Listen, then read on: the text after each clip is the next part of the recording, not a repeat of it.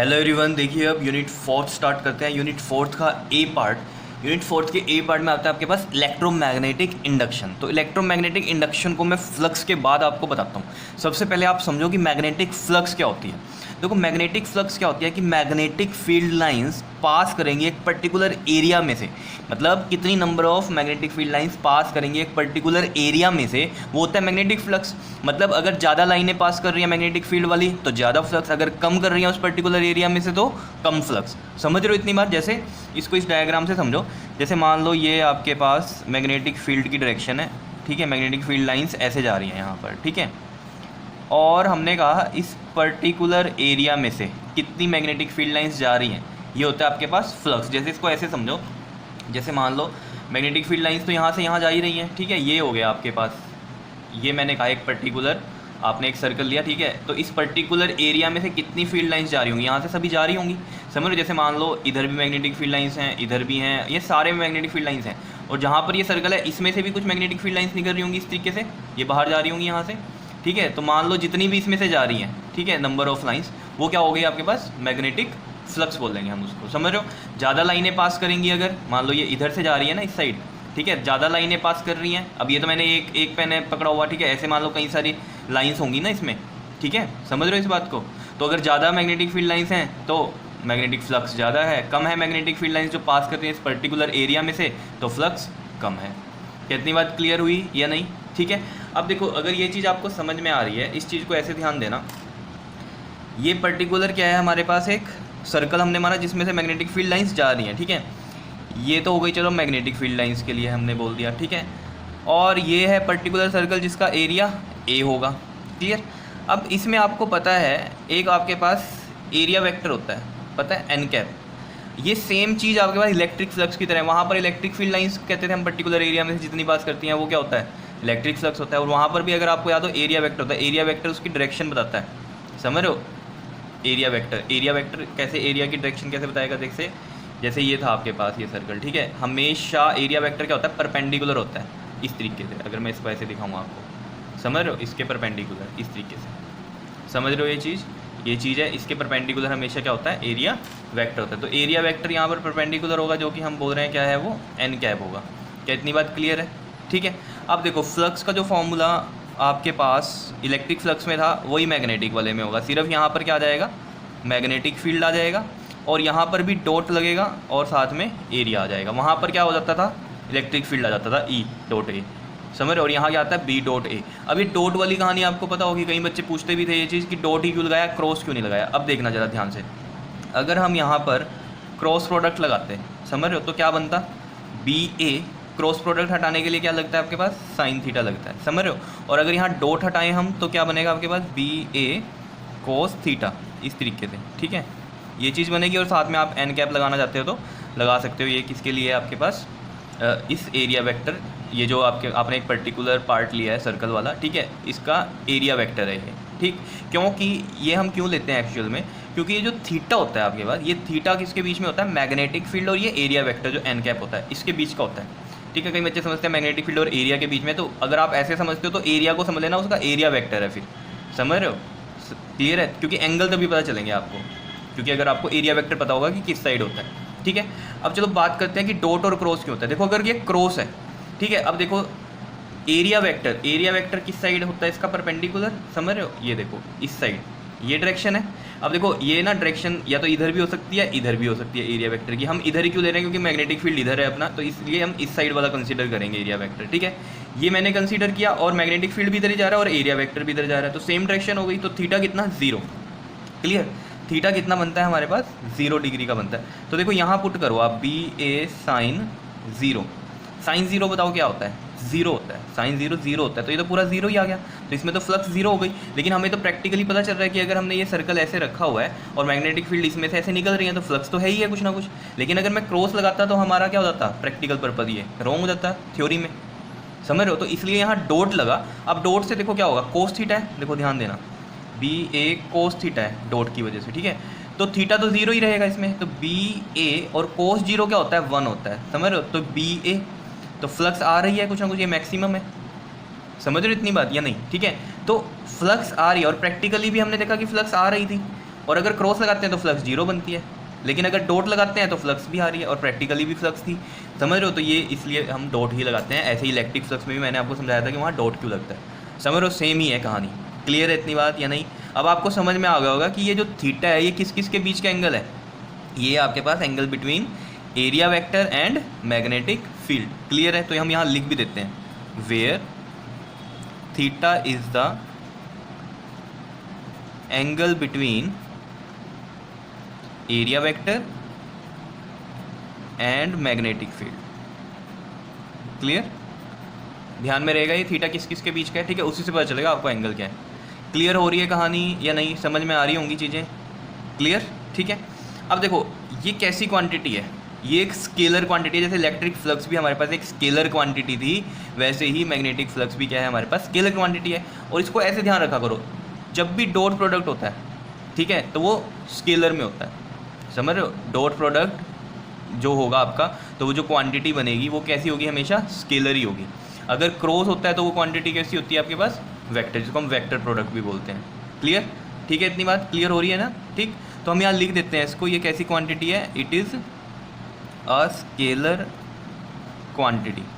समझ रहे होंगे बात? ठीक है। देखो मैग्नेटिक फील्ड भी वेक्टर है और एरिया भी वेक्टर क्वांटिटी है। यहाँ भी अगर हम क्रॉस लगाते तब भी यही बात थी, लेकिन क्रॉस में जो क्वांटिटी आती है वो हमेशा वेक्टर वाली मिलती है, और जो डॉट में हमें क्वांटिटी मिलती है वो हमेशा हमें स्केलर वाली मिलती है। तो ये स्केलर क्वांटिटी है, ठीक है। और वैसे भी आप खुद सोचो, फ्लक्स की क्या डायरेक्शन है, कुछ भी डायरेक्शन नहीं होगी। देखो हमने तो कहा कि पर्टिकुलर एरिया में से कितनी लाइन पास कर रही हैं, ये है, तो फ्लक्स की तो कोई डायरेक्शन नहीं है। अब अगर मान लो लाइनें इधर जा रही होती, समझ रहे हो, मान लो लाइन्स इधर जा रही हैं, ऐसे आ रही हैं लाइन्स, इस साइड इस डायरेक्शन में आ रही हैं, समझ रहे हो, इस मान लो ये ऐसे आ रही हैं, ठीक है, तो इसमें से पर्टिकुलर तो कोई भी मैग्नेटिक फील्ड लाइंस पास नहीं करेगी, समझ रहे हो, क्योंकि अगर ऐसे हैं मैग्नेटिक फील्ड लाइंस तो पास कर रही हैं इस पर्टिकुलर एरिया में से, ऐसे हैं तो पास नहीं कर रही हैं, समझ रहे हो इतनी बात। तो यानी कि फ्लक्स जो है वो तो डिपेंड कर रहा है कि मैग्नेटिक फील्ड लाइंस कैसे आ रही हैं और ये आपने कैसे रखा हुआ है।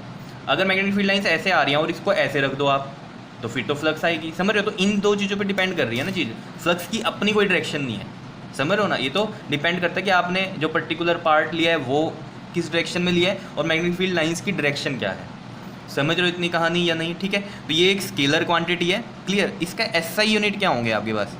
It's SI unit is weber. क्या होते हैं? वेबर, याद रखना, वेबर। और वैसे तो यहाँ से भी आपको पता चल रहे होंगे, टेस्ला मीटर स्क्वायर भी होते हैं, टेस्ला मीटर स्क्वायर भी होते हैं इसके।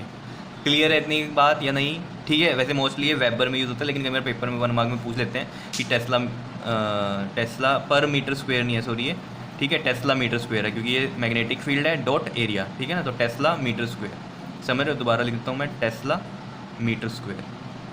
क्लियर है? ठीक है, क्योंकि पेपर में ये चीज़ पूछ लेते हैं कि टेस्ला मीटर स्क्वायर बताओ किसका यूनिट है, ठीक है, तो ये किसका है? मैग्नेटिक फ्लक्स का यूनिट है, ये भी याद रहना चाहिए, वेबर भी है और ये भी है, ठीक है। क्लियर है इतनी बात या नहीं? ठीक है, उसके बाद ये तो एसआई यूनिट से, इसका सीजीएस यूनिट क्या होता है?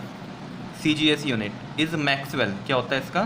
CGS unit Maxwell. और 1 वेबर याद रखना आपके पास होता है 10⁸ मैक्सवेल। क्या इतनी बात याद रहेगी? ठीक है, बड़ा सिंपल सा टॉपिक है। तो फ्लक्स इसलिए ज़रूरी था बताना क्योंकि इसी के ऊपर बेस है ये पूरा आपका चैप्टर, यूनिट ए, मतलब 4th का ए पार्ट जो है, समझ। इलेक्ट्रोमैग्नेटिक इंडक्शन भी इसी से रिलेटेड है, इसलिए मैंने आपको फ्लक्स पहले समझाया, ठीक है। चलो इसकी डायमेंशन देख लेते हैं मैग्नेटिक फ्लक्स की। देखो इसका जो फॉर्मूला है आपके पास, ये क्या दिया हुआ है, फाई इज इक्वल टू में ये है आपके पास बी ए, ठीक है, कोस थीटा लगाने लगा दो, उसका कोई वो डायमेंशन तो होगा नहीं, ठीक है। तो बी ए है मेनली, ठीक है। तो बी क्या है? Magnetic field. और मैग्नेटिक फील्ड का अगर आपको याद हो, मैंने आपको निकालनी सिखाई थी मैं 3rd यूनिट में, शुरुआत में ही बताया था मैंने आपको, ठीक है। तो वहाँ पर मैंने आपको बताया था एफ इजिकल टू में बी आई एल एक फॉर्मूला होता है, यहाँ से बी की वैल्यू क्या आ जाएगी, देखो एफ अपॉन में आई एल, और एफ के जो डायमेंशन होते हैं वो होते हैं एम एल टी -2, ये तो पता ही होगा आपको। आई के होते हैं ए से लिखते हैं क्योंकि यूनिट एम्पियर में होता है, तो इसका डायमेंशन हम ए में लिखते हैं बस, ठीक है। ये करंट के केस में याद रखना कि जो यूनिट होता है ना एम्पियर, वही डायमेंशन में भी हम ए यूज़ करते हैं, बाकी लेंथ में तो एल ही यूज़ होगा इसका। क्लियर? तो अब देखो जरा यहाँ से क्या डायमेंशन बनते थे बी के आपके पास, M as it is, L से एल कट गया, यानी कि एल तो हो गया 0, या ऐसे कर लो ऊपर 1 है नीचे 1 है, ठीक है, तो ये वाली पावर ऊपर जाके माइनस होगी, तो 1 - 1 0 हो जाएगा, एल 0 हो गया। t -2 है ही है, और a की पावर 1 है, ऊपर जाके ये a की पावर -1 हो जाएगी, ठीक है। ये मैग्नेटिक फील्ड की बताई थी मैंने आपको, वो यहाँ पर पुट करो, M1L0 T-2 और A-1, ये हो गई आपके पास, ठीक है। और एरिया क्या होता है, लेंथ इंटू ब्रेथ, यही होता है लेंथ इंटू ब्रेथ। तो L लिखेंगे और ब्रेथ भी लेंथ में ही होती है एक तरह से, ठीक है। ये चीज़ें समझते हो ना, +1 में आपने की होंगी। ब्रेथ भी देखो ना, जैसे ब्रेथ भी किस में होगी, 1 मीटर में, 2 मीटर में, इस तरीके से ही होती है ना, और लेंथ भी 1 मीटर 2 मीटर में, तो ये सेम ही बात है। तो हम इसको भी L ही लिखेंगे, तो ये L² हो गया आपके पास, ठीक है। तो ये आ गया L²। तो क्या बनेंगे आपके पास, फ्लक्स की डायमेंशन ही बन जाएंगी। M1 तो है ही है 0 और ये 2, 0 + 2 2 ML2 T-2 और A-1, ये आ गई आपके पास फ्लक्स की डायमेंशन। क्या इतनी बात क्लियर है या नहीं है, बता दो। ये तो इधर मैग्नेटिक फील्ड की बताई थी मैंने, क्लियर है, ठीक है। तो ये मैग्नेटिक फ्लक्स की डायमेंशन आ गई आपके पास। अब मेन बात करते हैं इलेक्ट्रोमैग्नेटिक इंडक्शन क्या होता है। देखो इलेक्ट्रोमैग्नेटिक इंडक्शन है क्या, the phenomenon of inducing EMF, वो फिनोमिना जिससे कि क्या होता है, किसी कोयल में मान लो कि इंड्यूस होता है EMF, लेकिन कब होता है, जब मैग्नेटिक फ्लक्स चेंज होती है, whenever there is change in magnetic flux. मतलब जैसे मान लो ये आपके पास कोई कोयल है, ठीक है, और यहाँ मान लो एक गैल्वेनोमीटर लगा दिया हमने, ठीक है। तो यहाँ पर एक मान लो क्या है, हमारे पास एक बार मैग्नेट ले ली हमने, ठीक है। इस तरीके से समझ लो कि ये बार मैग्नेट है आपके पास, समझ रहे हो ना ये चीज़, ठीक है। तो ये मान लो आपके पास साउथ है, ये वाला नॉर्थ वाला, ठीक है। तो ऑब्वियस सी बात है, इसमें क्या होगा, मैग्नेटिक फील्ड लाइंस होंगी, कैसे चलती हैं ये आपके पास, ऐसे नॉर्थ टू साउथ, है ना, इस तरीके से ही चलती हैं, ऐसे चलेंगी, ये डायरेक्शन होगी, ठीक है। और ये ऐसे निकलती हैं इधर से भी, ठीक, इधर से भी ऐसे ही निकलती हैं, समझ रहे हो ना ये बात, ठीक। और ये ऐसे अंदर, तो जब ये बार मैग्नेट को हम आगे पीछे लेकर जाएंगे, ठीक है, मतलब इसको कभी इधर लेके जा रहे हैं, कभी इधर लेके जा रहे हैं, तो ऑब्वियस सी बात है, ये जो फील्ड लाइंस होंगी आपके पास, ये वाली, ठीक है, वो जब इसके पास लेके जाएंगे तो इसमें से ज़्यादा पास होंगी, और जब इसको दूर लेके जाएंगे तो इसमें से कम पास होंगी। ये तो बात समझ रहे हो आप, ठीक है। तो इसका मतलब क्या, मैग्नेटिक फील्ड लाइंस कभी कम हो रही हैं और कभी ज़्यादा हो रही हैं, ये बात तो समझ रहे हो आप, ठीक। तो कम और ज़्यादा होना मैग्नेटिक फील्ड लाइंस का मतलब क्या हो रहा है, फ्लक्स जो है वो चेंज हो रही है। नॉर्मल फ्लक्स क्या होती है कि मैग्नेटिक फील्ड लाइंस पास हो रही हैं, ठीक है, इन पर्टिकुलर पार्ट में से, लेकिन चेंज होना क्या है कि फील्ड लाइंस चेंज हो रही हैं, पास लेके जा रहे हैं तो ज़्यादा फील्ड लाइंस जा रही हैं, दूर लेके जा रहे हैं तो कम फील्ड लाइंस जा रही हैं। तो फ्लक्स का चेंज होना जरूरी है, उसकी वजह से क्या होता है, इसमें आपके पास EMF प्रोड्यूस हो जाएगा। EMF मतलब क्या, करंट प्रोड्यूस हो जाएगा। EMF क्या होती है, देखो इलेक्ट्रोमोटिव फोर्स, ये मैंने आपको सेकंड यूनिट में भी बताया हुआ है, ठीक है। जैसे किसी सेल का EMF होता है, ठीक है ना, ऑब्वियस है, उससे करंट ही आएगा। तो यहाँ भी EMF इंड्यूस हो रहा है, तो इसका मतलब क्या है, इसमें करंट आएगा, समझ रहे हो। गैल्वेनोमीटर डिफ्लेक्शन शो करेगा तो हमें पता चलेगा कि करंट आ रहा है। लेकिन याद रखना, फ्लक्स सिर्फ फ्लक्स की वजह से नहीं आ रहा करंट या EMF जो इंड्यूस हुआ है, किसकी वजह से आ रहा है, फ्लक्स के चेंज होने से, मैग्नेटिक फील्ड लाइंस के चेंज होने की वजह से आपके पास EMF इसमें इंड्यूस्ड होता है। ये होता है इलेक्ट्रोमैग्नेटिक इंडक्शन। बाकी और ज़्यादा जो क्लियरिटी है इसके अंदर वो हम फैराडे लॉ में समझेंगे, ठीक है। इससे जो नेक्स्ट टॉपिक है वो हमारे पास फैराडे लॉ ही है। तो फैराडे लॉ के 2 लॉ हैं हमारे पास, फर्स्ट लॉ और सेकंड लॉ, उसमें समझेंगे, ये चीज़ वहाँ क्लियर हो जाएगी आपको, ठीक है। वैसे बस याद रखो अभी इतनी पार्ट के लिए कि इलेक्ट्रोमैग्नेटिक इंडक्शन होता क्या है कि जब EMF इंड्यूस होता है किसी कॉइल में, किसकी वजह से, मैग्नेटिक फ्लक्स के चेंज होने की वजह से, वो क्या होता है हमारे पास, इलेक्ट्रोमैग्नेटिक इंडक्शन होती है। क्या इतनी बात क्लियर है या नहीं है, बताओ, समझ रहे हो, ठीक है। तो इतने पार्ट को समझो अच्छे से, ठीक है, जो मैंने कराया आपको, इसलिए अब आपको समझ में आ रहा होगा कि फ्लक्स क्यों इंपॉर्टेंट है यहाँ पे, ठीक है। तो इतना नोट करो, बाकी आगे हम करते हैं फैराडे लॉज, क्लियर, ओके जी, थैंक यू।